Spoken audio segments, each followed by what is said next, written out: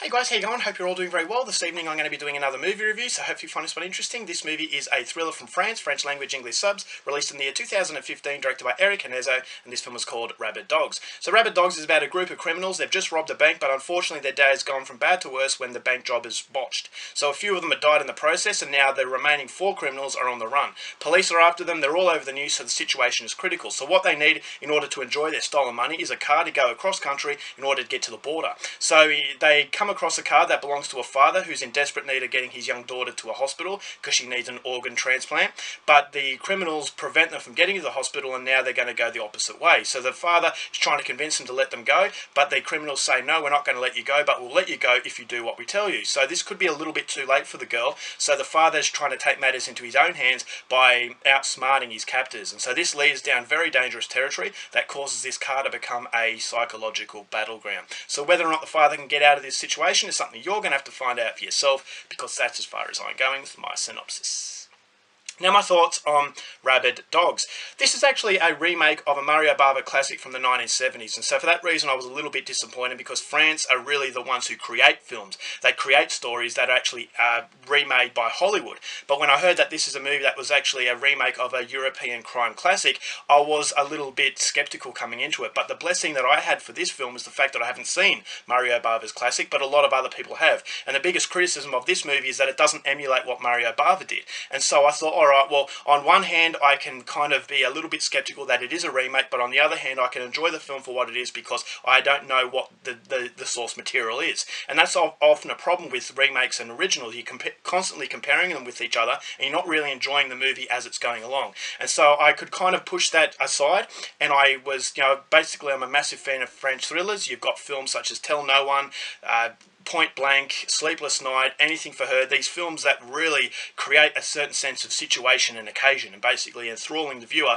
and really making them become absorbed into what was going on. So I was hoping that Rabid Dogs would be no different. I thought it had a very promising trailer, and at the end of the day I will say that this is a very serviceable thriller, but unfortunately it's nothing really beyond serviceable. I thought it didn't really have the emotional depth to carry it through to be an absolute classic. And I always thought to myself, okay, this is based on a classic, but unfortunately it doesn't emulate that classic feeling because it's done by an inferior sort of director. But on the other hand, I thought there were some qualities that actually suggest that this director is very good. So it is trying to emulate what Mario Bava's classic did, but unfortunately I just thought that it just doesn't have it has a lot of ideas, but it doesn't have the quality to execute all those ideas to make a flawless experience. But what I liked most about Rabid Dogs was the ability that Eric Hanezo has of controlling the viewer.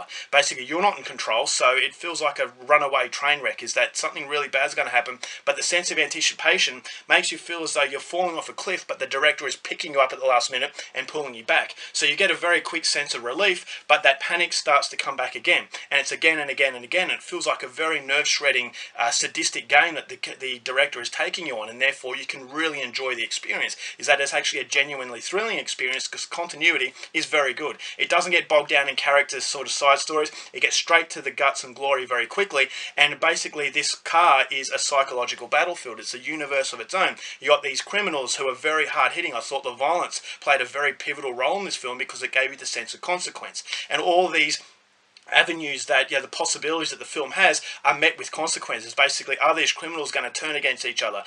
Is this father going to be able to outsmart the captors? Is this girl going to get to the hospital in time? Are the police going to find this car in time? So all of these opportunities and possibilities are met with dangerous consequences through the violence, is that you know what they're capable of, these criminals. And so if you have that level of threat, you have that level of suspense, and if you can sustain that suspense, it feels as though you're on the edge of your seat from start to finish. Therefore it never really feels like it gets boring. And so the boredom of this film is prevented because of the fact it's so fast paced. And I thought that the endless possibilities that the film possesses just creates that devil behind the door that you're not quite sure if he's there. You know he's going to be there eventually, but what door is it going to be behind? And because you've got that level of uncertainty, you're the puppet and the director is the puppeteer, and he just plays along very, very well. And this is something that France are very well known for, is that the director has a very solid plan, and he's executed it in a way where I felt as though the time goes very, very fast. And so it's definitely definitely a film that you will enjoy if you go in there with the right expectations. You've got the overall visuals that I thought were very vivid, very nightmarish, and you've also got that sense that it is based on a film that has come before it, because it has that vintage sort of feel.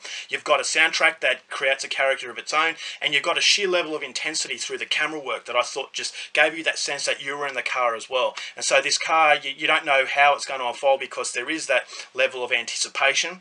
And it's not so much about the visuals and basically seeing what's there, it's the anticipation that something really bad could be there. And when it actually all unfolds and you start to get the answers to the questions, I thought it definitely does take a different perspective, because there's a little bit of a twist there that I thought was absolutely fantastic, and it really made the film, and it made me look at each and every one of these people in a different way. And so that was all very good. The acting was fairly decent. As I said, the father really steals the show, because you could see the desperation in his face, you could see the sweat, and you could just really get into that situation. But the acting from the others was fairly decent, but this is ultimately my problem, is that the characters really don't set themselves apart from other thrillers that you've seen. When you've got the dynamics within these villains, I thought, all right, well, you've got the psychopath, you've got the leader who's trying to be level-headed, you've got the guy who's a little bit quiet and he seems to be the good guy out of the group. These are the characteristics that you've seen before, and so the dynamic, I thought, all right, well, yes, I don't know where the director's taken me, but there are shades of predictability in the actual characters themselves, so they're not very interesting. So I didn't really care for the father and the daughter because of the people that they were. I cared for them because of the fact I could put myself into that situation. I was constantly asking myself, what would I do in this event? And so I didn't really care for them, and I thought, okay, on one hand, yes, it doesn't get bogged down in character development, it gets into the situation very quickly, but it could have used a little bit more time to maybe blossom these characters into something a little bit different, maybe create a different sort of response to the audience, and preventing it from being something that you've seen before.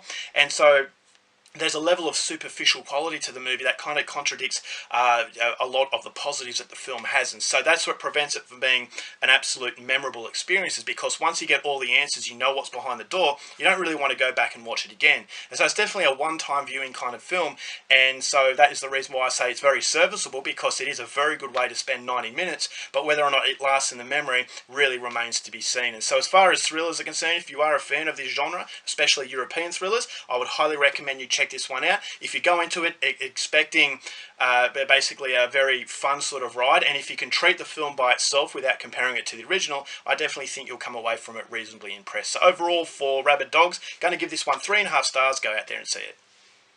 Alright guys, that's it for my review. Hope you enjoyed it. Till next time, keep watching movies, and I'll see you later.